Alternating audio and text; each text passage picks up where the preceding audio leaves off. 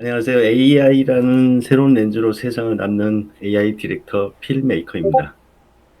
오늘은 제가 오랫동안 쌓아온 CF 촬영 현장의 연출 노하우를 AI라는 가장 혁신적인 도구에 접목시켜서 영화 같은 한 컷 속에 담겨진 AI 아트의 비밀에 대해 이야기를 나눠보고자 합니다. 이번 시간에 소개하는 내용들은 지난달 제가 전문가 과정에서 했던 내용이 개념 중심이었다면 오늘은 실전 연출론의 확장판으로 준비를 해봤습니다. 그래서 이번 시간은 A 툴의 방법론을 넘어서 패러다임의 전환을 위한 시간이 되길 바라면서 시작해 보도록 하겠습니다. 그러면 다음 장을 보시면 두 컷의 이미지를 준비를 했습니다. AI로 만든 두 컷인데 비오는 골목길의 탐정이라는 제목의 두 컷을 보시고 계십니다. 보시기에 위아래 느낌이 묘하게 차이가 나는 걸 느끼실 겁니다. 물론 처음 AI 아트에 입문하시는 분들은 신기하기도 해서 이미지의 컨셉 상관없이 좀 더 선명하고 매끈거리는 위의 이미지가 더 좋아 보일 수도 있겠죠. 저 역시 2달 전까지만 해도 많은 현장 경험이 있는 CF 감독 출신인데도 단 한 줄의 프롬프트만으로 귀여운 동물 캐릭터가 만들어지는 걸 경험하고 신기하고 놀라웠던 적이 있었습니다. 다시 본론으로 돌아와서 동일한 AI 툴에서 만든 컷들인데 이런 차이는 왜 나는지 지금부터 자세히 알아보도록 하겠습니다. 그 비밀은 바로 지축의 설계에 있습니다. 지축을 구성하기 위해서는 화면을 3개의 레이어로 쪼개야 하는데 마치 3장의 투명한 유리를 겹친다고 한번 가정을 해보죠. 첫 번째 레이어 정경 시선의 가이드는 렌즈 바로 앞에 사물을 배치하여 시야를 살짝 가리는 기법입니다. 이것이 화면의 깊이를 만드는 가장 쉬운 방법 중에 하나이죠. 당연히 앞을 가리면 포커스는 피사체에 집중되기 때문에 깊이감을 주기 위해 많이 쓰는 기법 중에 하나입니다. 정경을 흐리게 해서 보는 이로 하게끔 강제로 주인공의 거리까지 끌어들이는 효과 때문이죠. 두 번째 중경은 서사의 중심이라고도 하는데 피사체가 위치한 초점면을 말하는 겁니다.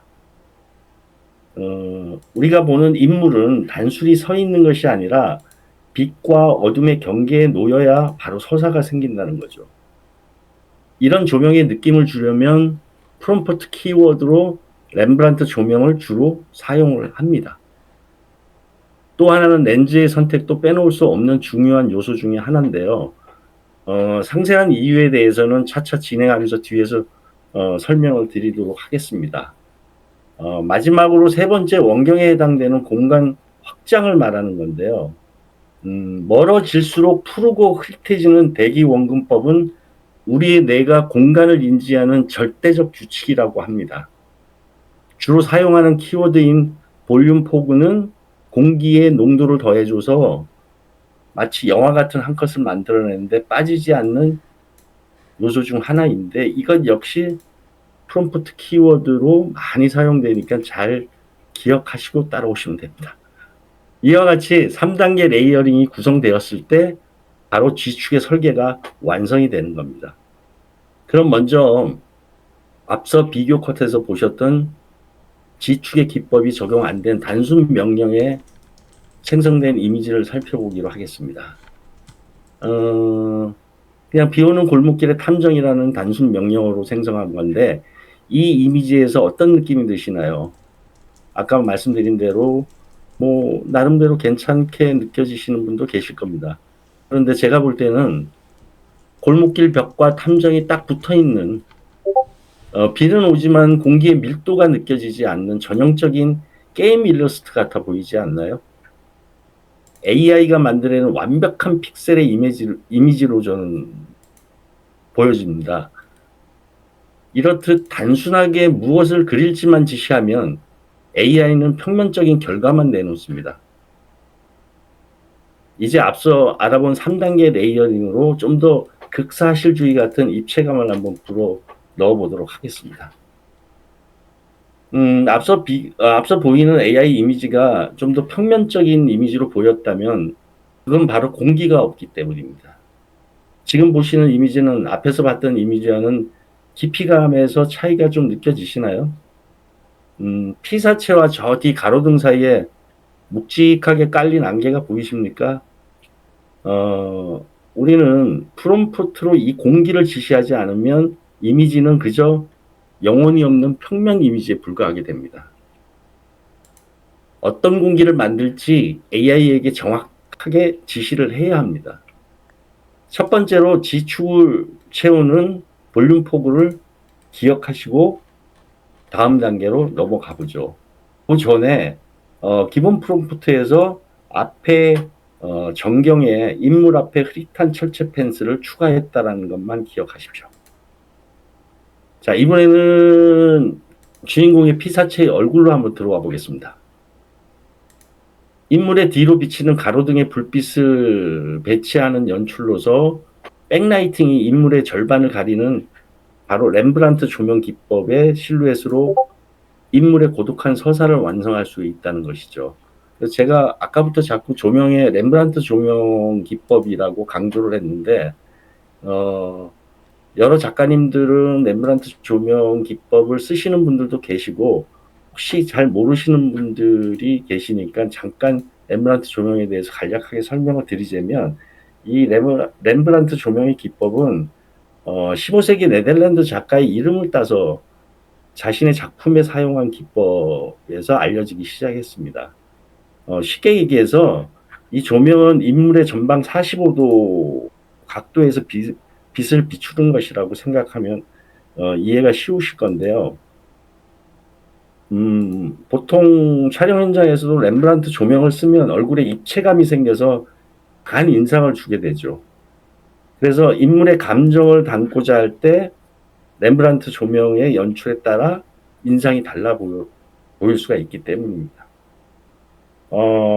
마치 지난주에 종방되었던 ENA 시리즈물인 그 주지훈 배우가 주연했던 클라이맥스에서도 인물의 극적인 감정을 표현하기 위해 주로 보신 분들은 했습니다. 눈여겨 봤었으면 이제 기억을 하실 겁니다. 또 필름 누아르 장르에서도 흔히 쓰이는 기법인데요. 대표적인 작품은 여러분들이 너무 잘 아시는 영화 대부를 비롯해서 많은 영화에서도 찾아볼 수가 있죠. 즉 감정을 불러일으키고 인물의 서사를 담고 싶을 때 또 신비감을 조성하기 위해서 많이 사용되고 있습니다. 이 정도만 뭐 이해하고 계시면 프롬프트를 구성하는데 크게 도움이 될 거라고 생각합니다. 그래서 즉 조명을 디렉팅할 때는 친절하게 다 보여주지 마시라는 겁니다. 이 말의 의미는 조명은 화면의 정보를 보여주는 것이 아니라 숨기고 싶은 곳을 가리는 예술이라고 할 수 있습니다. 지금 다루는 예시는 단순히 뭐 서사가 담긴 극사실주의나 초현실주의 컨셉이지만은 이 원리는 시네마틱에만 국한되지 않습니다. 여러 작가님들이 자신들만의 색깔로 이미 작품 활동을 하고 계시는 동화 속 3D 캐릭터나 유화풍의 일러스트, 사물 이미지 디자인 등도 이 조명을 만나면 생명력을 얻게 되죠. 왜냐하면 빛을 다루는 법을 알면 결과물에 급시 달라지는 겁니다. 그래서 두 번째는 렘브란트 인물에 대한 감정을 담기 위해서 렘브란트 조명을 적용한다. 이렇게 아시고 다음 장 보겠습니다. 이번엔 다시 배경을 보시죠. 85mm 렌즈의 특성을 프롬프트에 넣으면 주제와 상관없는 배경은 아름답게 뭉개지게 됩니다. 보는 이의 시선은 오직 디렉터가 허락한 곳에만 머물게 되죠. 85mm 렌즈를 쓰는 이유가 단순히 배경을 뭉개기 위해서는 아닙니다. 한마디로 얘기하자면 렌즈의 선택은 감정의 거리라고도 할 수 있습니다. 저 같은 경우도 오랜 시간 현장에서 느낀 거는 렌즈의 선택이 곧 말하고자 하는 메시지라는 사실을 알게 됐습니다. 그래서 85mm는 심도가 얕다라는 그 장점을 갖고 있습니다. 85mm 렌즈를 선택하면 인물의 초점이 맞춰지게 되고 감정을 담게 되고 자연스럽게 배경은 압축이 되어 bokeh 효과로 흐릿해지게 배경을 만드는 그런 효과가 있습니다. 여기서 이제 많이 들어보셨을 겁니다. 보케 이펙트라고 많이 들어왔는데 이 보케 이펙트도 잠깐 설명을 드리자면 사진에서 초점이 맞지 않는 흐릿한 배경이나 그 흐림의 미학적인 상태를 뜻하는 용어인데요. 이거는 일본어 보케루, 그러니까 흐릿해지다에서 유래된 말로서 제가 알기로는 영어권에서는 1990년대 중반부터 사진의 피사체 뒷변에 빛이 몽환 쪽으로 번지는 현상을 묘사하는 기술적인 용어로 굳어졌습니다. 흔히 빛방울이라고 불리기도 하죠. 주로 배경을 부드럽게 만들어 피사체를 돋보이게 하고 또 몽환적이고 예술적인 분위기를 연출할 때 자주 사용을 합니다.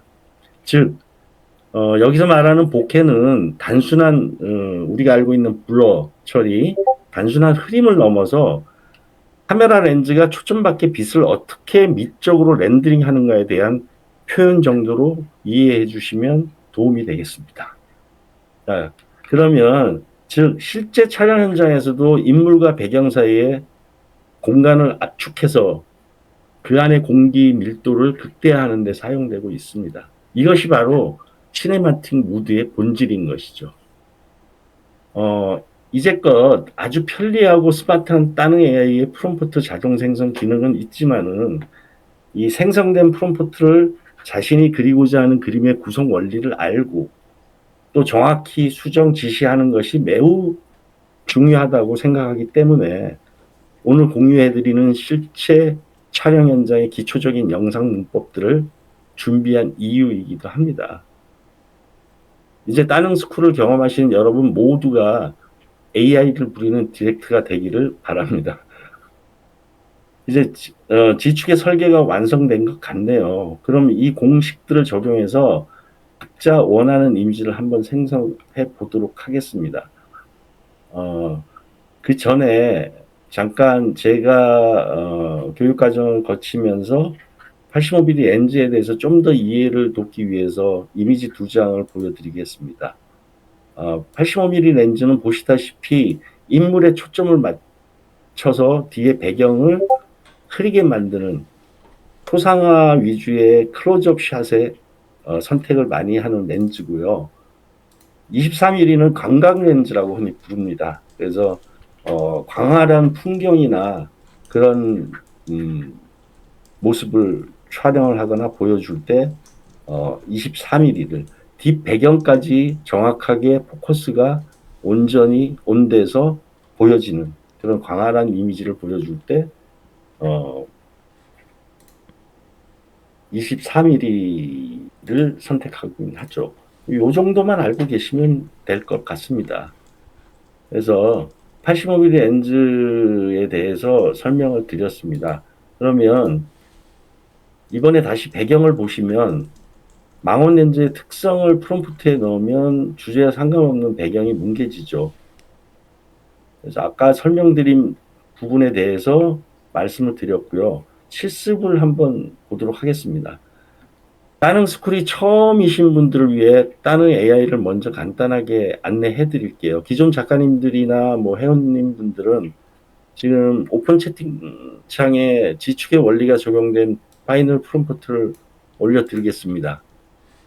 다양하게 변화되는 이미지와 툴의 특성을 좀 체험해보기 위해서 모델도 한 2가지 정도로 선택해서 해보시길 추천드립니다.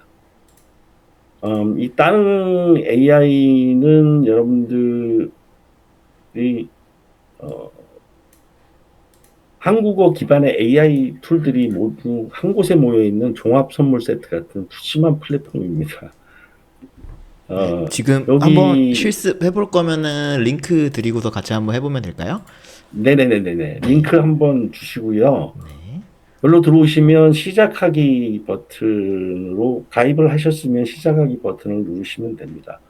그러면 여기 보시면 오른쪽에 이미지 생성 공간이 있는데 그 생성 공간에 그 가운데 메뉴바 좌측 세로로 되어 있는 메뉴바에 가운데 있는 생성 이미지 공간에 버튼이 있을 겁니다. 글로 들어오시면 됩니다. 저도 한번 들어가 보도록 하죠.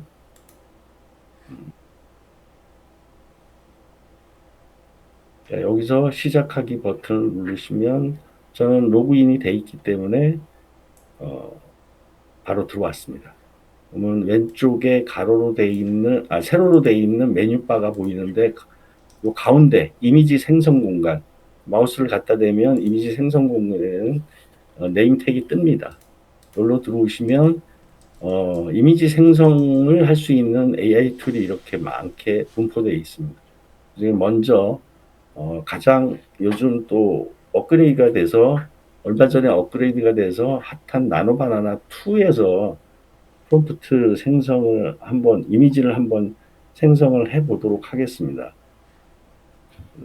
보내주신 프롬프트를 가지고 한글로 먼저 한번 해보겠습니다.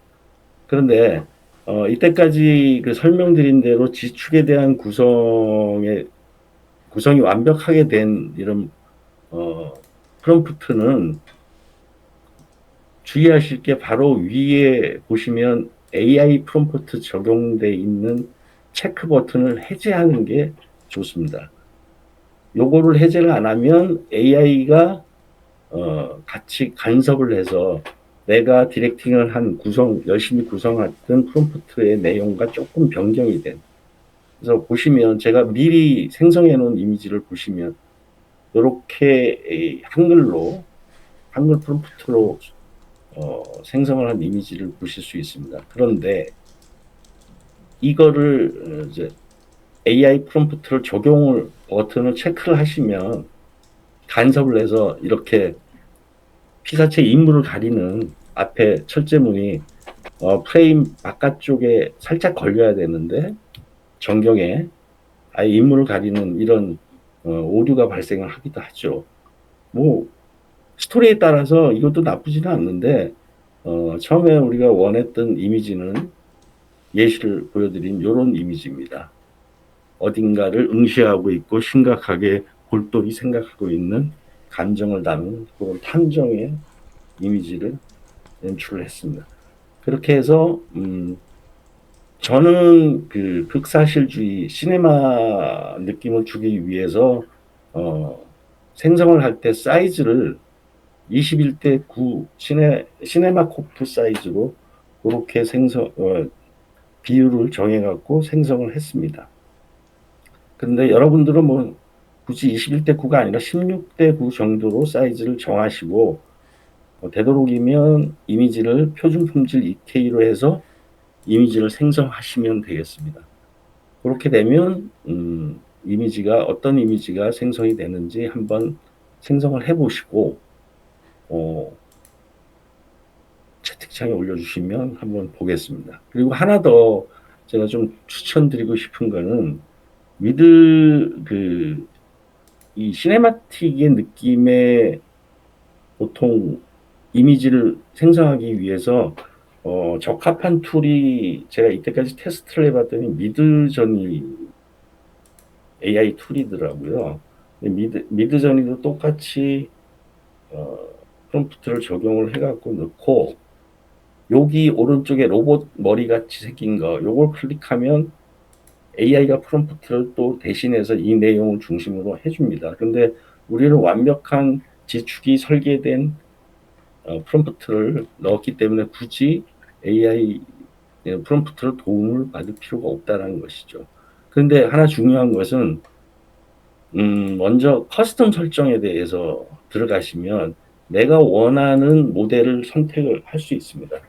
지금 앞전 시간에 그 진입 개발자께서 V8 업그레이드 된 걸 소개를 해주셨는데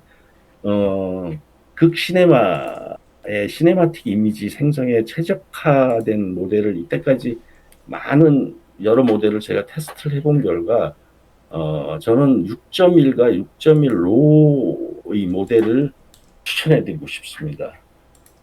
이거는 옛날로 말씀드리면 뭐라고 할까요? 코닥 필링 같은 느낌. 질감이 아주 약간은 그 극사실주에 맞는 거친 표면도 좀 나오고요. 미학적인 요소도 조금 더 가미돼 있고. 그래서 이때까지 테스트 해본 결과 V6.1 로의 모델이 가장 시네마틱 이미지 생성하는 데는 잘 나오더라라는 결과값을 얻게 되었습니다. 여기서 하나 추가로 더 말씀드릴 것 같으면 바로 밑에 있는 미학적 요소 스타일라이즈 값입니다. 이 스타일라이즈 값은 미학적 요소를 더 추가하고 빼고라는 그런 조절기인데요. 저는 이 스타일라이즈 값의 조절기를 쉽게 AI의 자의식을 얼마나 허용할 것인가 이렇게 결정하는 핸들이라고 부르고 싶습니다. 그러니까 미드저니의 스타일라이즈의 수치를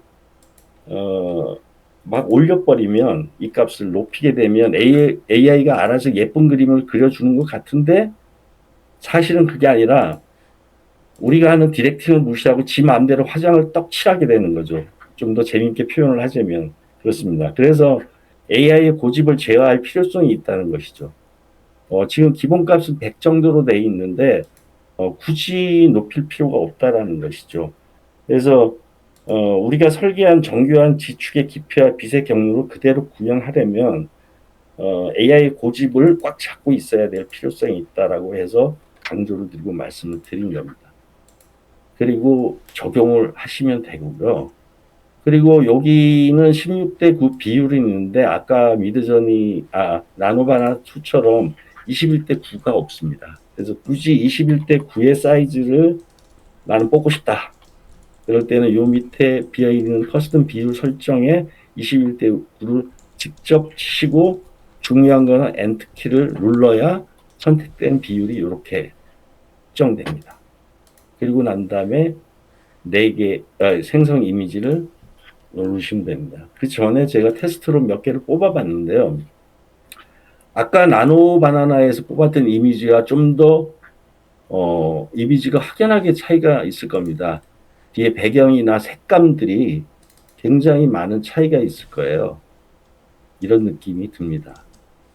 또 다른 이미지는 제가 강한 실루엣을 강조를 했기 때문에 강한 실루엣의 프롬프트에 강한 실루엣을 강조를 하다 보니까 굉장히 그 역광이 살아서 강한 실루엣이 나오는 그런 이미지. 그러니까 미학적 요소가 조금 더 강하게 적용이 된다는 걸 볼 수 있습니다. 그래서 이렇게 생성을 하시고 만약에 안 됐을 때는 입력한 프롬프트를 그때마다 부분적으로 수정하는 걸 추천드립니다. 그리고도 원하는 이미지가 한 3번 정도 했을 때 안 나올 때는 계속 하지 마시고 나가셨다가 다시 이미지를 프롬프트를 어느 정도 수정을 하신 다음에 다시 시도해 보는 것을 추천을 드리고 싶습니다. 이렇게 해서 AI 이미지 생성에 대한 실습을 잠깐 보여드렸고요. 다시 돌아와서 최종 이미지가 생성된 걸 볼 수 있습니다. 이 최종 이미지에 대한 분석을 한번 해보면요. 경경에 흐릿한 철제 펜스가 이제 연출이 되어 있는 게 보일 겁니다. 그 시야를 인위적으로 가려서 보는 이를 강제로 주인공한테 초점이 맞추게끔 그렇게 연출을 했고요. 중경은 뭐 주인공의 탐정인데 거친 가로등 빛을 받아서 선명하고 명암 대비가 되어갖고 인물의 지금 고뇌와 고독의 서사가 연출이 되었네요. 그 뒤로 뭐 최적 안개에 완전히 삼켜진 원경의 골목은 깊게 확장된 것을 볼 수 있습니다. 뭐 영문 프롬프트도 보시면 정경, 중경, 원경과 지축의 기본적인 공식이 구성되어 있는 걸 알 수가 있을 겁니다. 이제 비로소 2D 캔버스에서 3D의 예술적인 이미지가 탄생하게 된 겁니다. 이것이 바로 오늘 강의의 핵심인 공기를 조각하는 작가의 시선인 것이죠. 이 정지된 한 컷에 짙은 서사가 담긴 생명력을 넣으면 어떨까요? 오늘 참석하신 분들을 위해서 특별히 보너스로 보여드리겠습니다.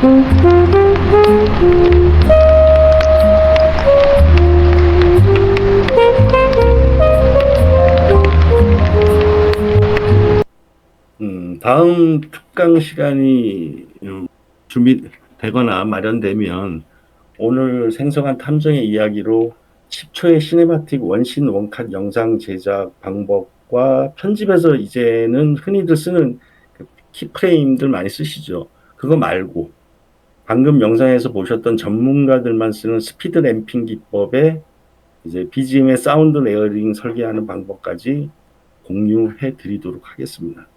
기대하셔도 좋습니다. 그럼 오늘 알아본 지축의 원리를 요약해 보도록 하겠습니다. 많은 분들이 지축을 어렵게 느끼는 이유는 그것을 단순히 안개를 넣는 기술로만 오해를 하기 때문입니다. 안개는 가리는 것이 아니라 보여주는 도구인데 말입니다. 첫 번째 공간의 심도는 말씀드린 대로 화면을 3단 레이어로 정경, 중경, 온경으로 나누는 겁니다. 흔히 초보들은 이때 인물만 묘사하기에 급급합니다. 하지만 현실은 투명하지가 않죠. 렌즈와 주인공 사이에 그리고 주인공과 배경 사이에 공기를 설계를 해야 되는 것이죠. 그래야만이 평면처럼 마치 2%가 부족했던 느낌이 모니터 속에서 깊은 공간이 생겨나는 것이죠. 둘째, 조명의 깊이를 적용해서 지축의 깊이감이 절정에 이르게 만드는 것입니다. 세 번째, 마지막으로 앞서도 설명드렸지만 현실에서는 우리 눈과 피사체 사이에는 공기가 존재합니다. 보이지 않는 공기가 존재하는데 그 안에는 습도, 먼지, 빛의 산란 등이 있죠. AI에게 이 공간의 탁도를 계산하라고 디렉팅해야 피사체가 모니터 밖으로 툭 튀어나올 듯한 실제감이 생긴다는 겁니다. 이래서 오늘 이 시간에는 프롬프트를 넘어서 실제 촬영 현장의 기초 문법들을 AI에 적용한 공간과 빛, 렌즈 통제에 대해서 공유하는 시간을 가져봤습니다. 어떻게 느끼셨나요? 이제 공간 확장과 서사가 담긴 공기 설계의 원리를 이해를 좀 하셨는지 모르겠습니다. 기술은 매일 변합니다. 서사를 담는 여러분의 시선은 영원할 것이라고 생각합니다. 그 시선이 곧 예술이 될 테니까요.